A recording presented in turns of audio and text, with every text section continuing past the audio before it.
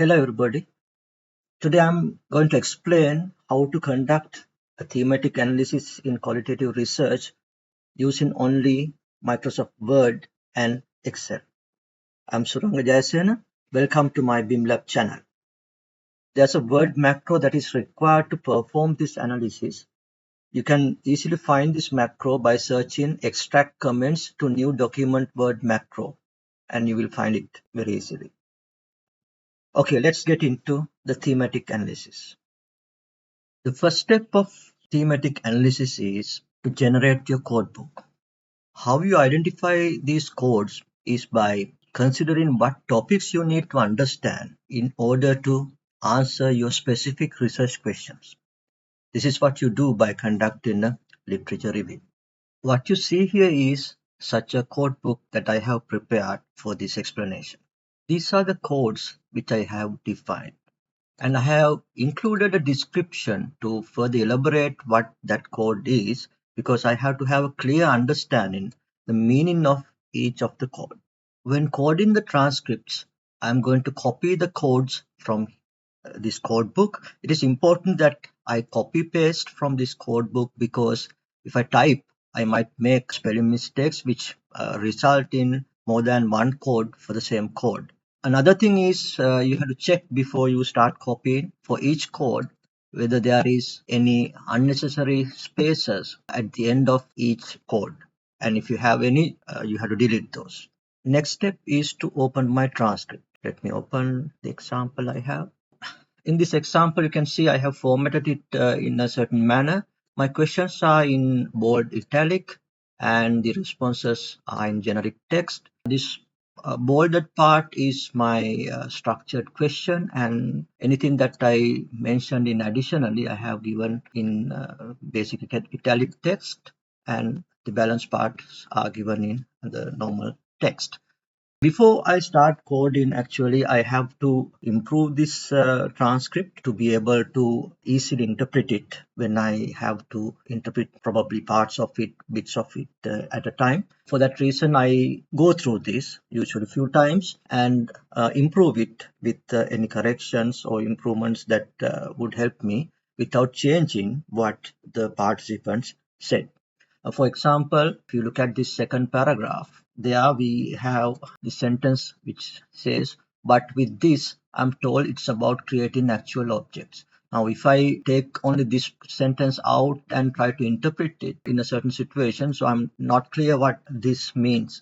So I will have to include what this means, right? So I change it to BIM because that is what the respondent was referring to. So I change it to BIM. And since it is my change, to identify that I did that change, I place it in square brackets. Hope you get the idea, right? So I will not further go through this process to showcase, but now you get the idea. So anything that has to be improved in terms of clarity for your own interpretation, you have to do this. And one of the tricks I do is actually, instead of reading sometimes, or very often for me, I use read aloud feature to listen to this.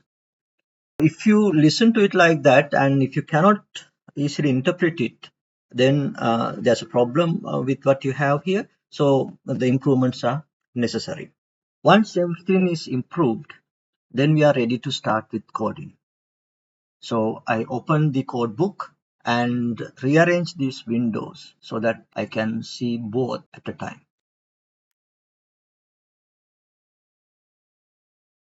Okay, now let's begin the coding. We identify the first paragraph is about BIM and the interpretation of BIM. The respondent identifies BIM as more than just drawings. So I can code it under, so I select this text, new comment. So we use word comments for our coding. From the code book, I copy Control C to copy that and come here, Control Shift V, so that it will avoid any unnecessary spaces. Then Control Enter to add that comment. This second part is also about BIM interpretation, and we can add the same code to that one because it means the same. You can click this button if you want to. Hope you are getting this idea. Okay, this part. People say it helps with coordination because you can see clashes between different systems, etc. Yeah, so this one, if you go through this sentence, you can see that it is related to not actually just more than BIM, it is more related to the code that we identify as BIM for coordination. If we are unsure, we can actually see the description when user talks about BIM from its comparative information, richness compared to 2D, right? That is the more than drawings, right? But if you come to BIM for coordination, you can see including interoperability and clash detection. So that is how I had defined the code. So I can use that code. So BIM for coordination. So this is the process I should follow in coding this transcript. I jump to this paragraph to explain another important thing in this coding. If you look at this paragraph, it contains several important topics under this research. So if I take from here, everyone in office was talking about it, especially the younger guys fresh out of university. They were all excited about learning Revit and all. So that about how others were doing and how this respondent was influenced by that. What he did was trying it himself, right? So that part is also therefore important. So I highlight the whole thing and add the new comment and take the code, the influence of others. Okay, I have this code influence. Then we have another interesting point here, that is the trialing, right? You can see even I tried to learn it myself, right? So it talks about trying by himself. So we can code it for trial. So when I go through my code book, there is no code coming from my literature review for this trialing idea. So I will need a new code for that. Now I go and add a new code. If it's a new line, I could call it trial and experiment. I can also add a description to that because I have to be clearer what it is, right? So I will include description here, right? Pilot projects and experimental BIM implementations to be clearer what it means. Now I can code it to this text. I copy this because I'm going to code it anyway. Then come here and I'm going to select this part, only this part. Now I want to code it. So, but if I try to code it, you can see if I right click here, it says go to comment. So I can't say add a new comment, but I want this to be a new comment. So I can go to reviews tab and from there select a new comment. So add it as a new comment. Got it. Now the trial and experiment is there. Influence of others are there. Now we can see these two comments are overlapping. Since this new code is identified from the data, that is from the respondents' explanations, this is a new code appearing, and these codes are called emergent codes, that is emerging from the data. And the other codes that I used from or I found through the literature review are called theoretical codes or priori codes. To distinguish between priori codes and the emergent codes, it is better to use some differentiation. So I can select this and probably change its color, the text font color. Right. So to all the new codes I'm finding through this data, I will use this color because later then I can distinguish between the theoretical or the priori codes and the emergent codes. I have already completed coding this document once, so I will open it now. This is a document fully coded, and this is the updated code book with new emergent codes added. Now we are ready to extract the commented text. To do that, we will use this macro created by Lenny Fredberg. While in the coded Word document, press Alt F11, which will open you the VBA editor. Go to Insert, New Module.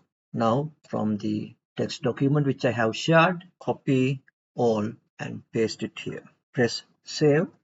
So it will give you a warning that this has to be saved as macro enabled document. Yes, without that, the macro will not be saved. So instead of saving as a macro free document, we select no and save as macro enabled document.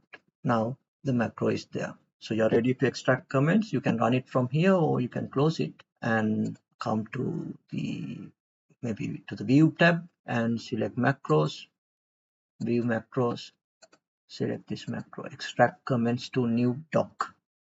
Click on run. Say yes. So we receive it in a new document and 58 comments has been exported here. Next step is to take this to Excel for sorting. To do this, we will use the table selection, table movement handle that appears on the top left corner of a table. When you click inside of the table, you can see this plus like symbol here. So when you click there, it will select the whole table. So you can copy it. Then open a new Excel file. On the first cell, right click and paste matching the destination. Format it in a manner that you can easily view the things. Now we are ready to sort this. But before we do that, certain unnecessary things we can remove. This coordinate date author is not needed, so we can remove that. But we need to add something. That is the participant, the identity.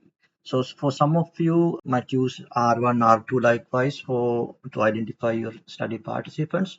To keep the confidentiality, I use a coded name or pseudonym. This participant was known as Noah, but so I copy the name Noah throughout. Then there are a few other adjustments I have to do. You can see there are some blank lines, right? So these appear because I have coded more than one paragraph, right? That is why this appears. If you have more than one paragraph and actually if that paragraph appears here, then it is better to copy this and this code because that is also relevant to that. However, since this one is empty, I simply delete it. Hope you got my thing. So assume there was some text here, right? So that means actually it is the next paragraph after this sentence, which I have coded for the same code here. That's why I copy the same code here and also the page number here.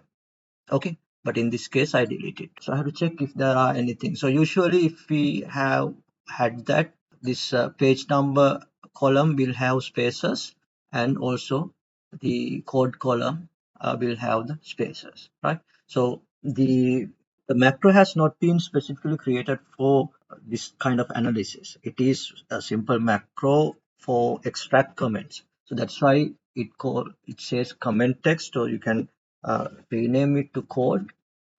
Then we can say the text here, right? So code and the relevant text is there. Okay, so this is from one transcript. You have to do this for all the transcripts. Okay, to show this, I will do it for one more transcript quickly. Here, I want to show you something. In this transcript, you will see that this respondent has given short answers. Because of that, I have even coded my question because without my question, some short answers are not clear. So for that reason, I have coded along with my question. Now I will extract these comments. Two columns are not needed, so I delete those. And here you can see there are several multi-paragraph codes. That's why there are spaces, so I have to fill these gaps by copying the code from above.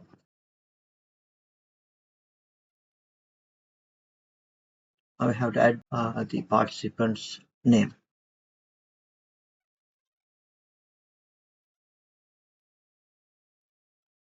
So in addition to this, I will want to keep the same order of the text. So for that reason, I will insert an additional column, right? So for you, actually, you may have 10, 12, or maybe 20 transcripts, right? So you have to do this for each of those transcripts and bring those here. So I will do only with 2 transcripts, and now I will use additional reference here, keep the order when I want to sort it, consecutive numbers. Hope you got the idea. So there are 100 different comments extracted from 2 documents. Now it's time to sort. I will make this a little larger for you for clarity. So we are going to now sort this text under the codes. So to do that, we select the whole spreadsheet. Okay, then go to Data tab and select Sort. Since we are sorting under the code, so we tick here because our first line is not data and they are headers. So then we first sort it under the code, then we add the next level, and that will be under the participant. Then the next level will be under reference. Of course, if you sort it under reference instead of participants, you are likely to get the same results. But just to highlight that, that is how we block these things. First under the code, then under the participant, then in the order of discussion. Let's sort it and see what happens. Now I get the same code together. Okay. Then within the same code, I get the participants nearby, and under them, I get it in the order of appearance in the transcript. Hope you get it. That's why we get a smaller number first and larger number next. What we will do next is we extract one code at a time. You can see currently only Noah has the input, so it's not quite comprehensive enough. Since I had only 2 study participants, so this is not saturated enough, right? So I would select something where we can have a good number. Okay. Conditional use. So it seems to have good coverage. I will select that. So this is how we do. We first copy the code, then open a new Word file and paste it there. Let's make it the title of the page by making it bold and a bit large. Then we have to copy and paste the coded text for this. Conditional use, starting from here till here. Copy this part, Control C, go to the Word file, paste as unformatted text. Okay. Now I have all the things that the study participants mentioned to me about conditional use of BIM. So what I will do is I will read through this several times.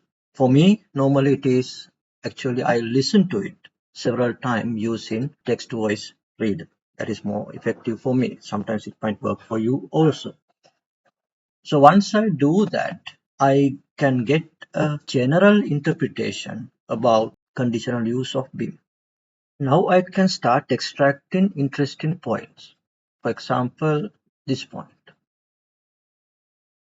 This is an interesting information or idea or understanding basically. And while there had been some contributing thoughts, ideas coming in other places within this document, this is one of the key points which I would like to quote. So I take this from here, copy it and paste here. It is better to keep the text separate from the interpretation. So I insert a line here. Now I can say identify the interesting point that is coming from this statement, but it is not purely coming from this statement only. But after going through this text several times, I have realized some key interesting points, and this represents one of the interesting points. Okay, since I'm going to use this as a quoted text, I will put the quotation marks here. Then I also need the reference to the participant, so I have to see who the participant is. So it is actually Nicole, so I take that and place it there. Okay, now I have my quotation from the participant's own words. Then what is the interpretation I can get from this one? Okay, so that interpretation I can write here. the key point here is that, right, the participants are using Vim for specific stages, or can say for tasks, rather than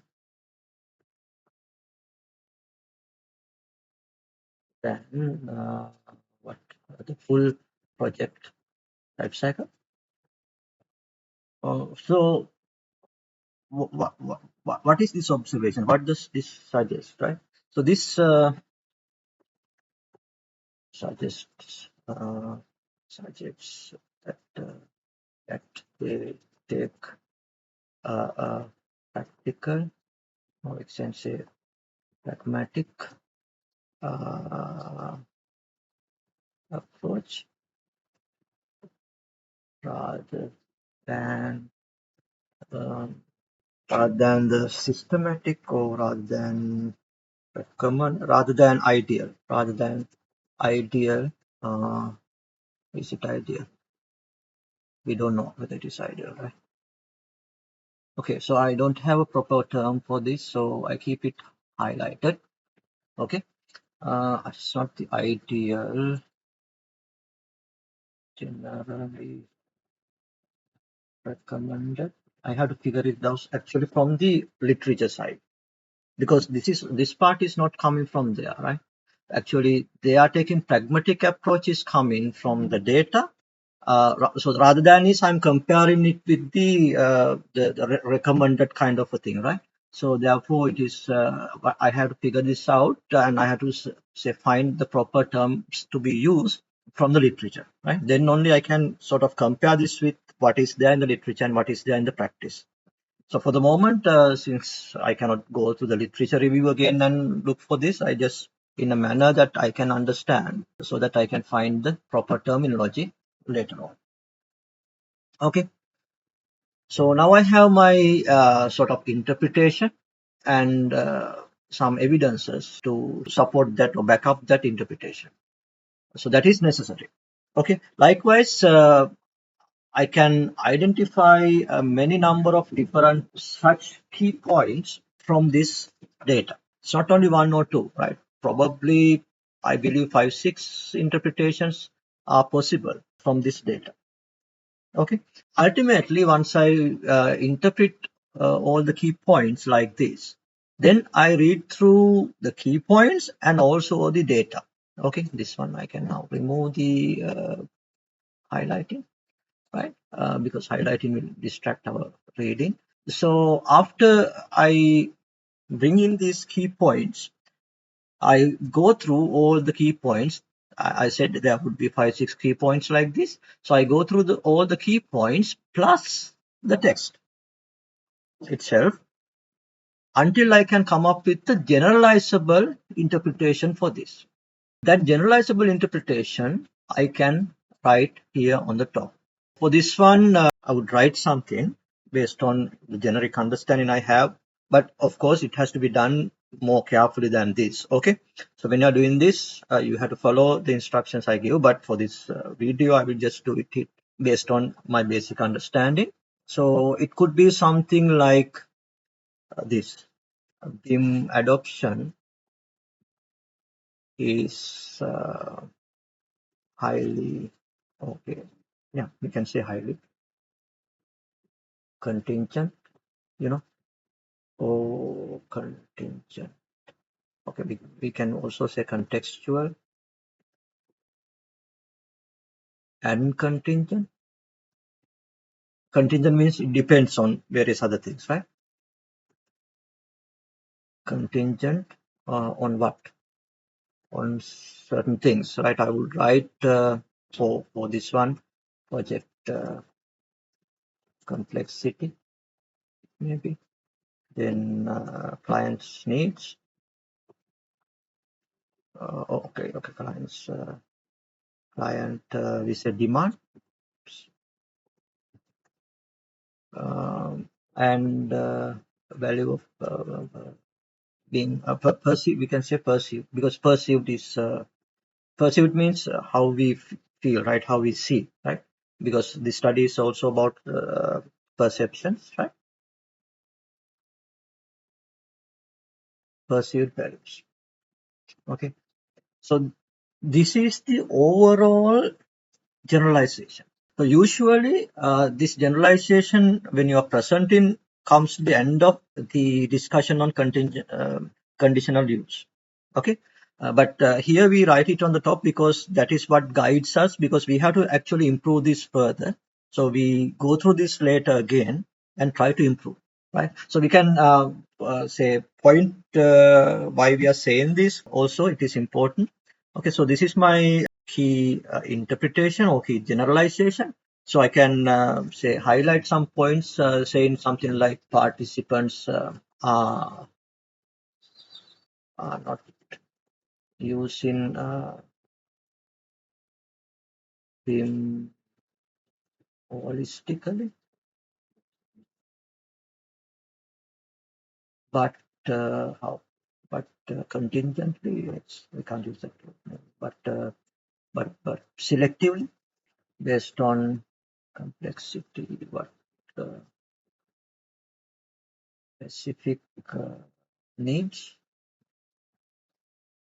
and this one, the perception, perceived, we can say benefits. Right. So that's I sort of bit elaborated the generalization. Okay, so that is the generalization about the BIM adoption in terms of conditional use code that we selected. Now, conditional use is the code. Okay, it is not a theme, even though we say thematic analysis. So we do a code-based analysis to look for themes.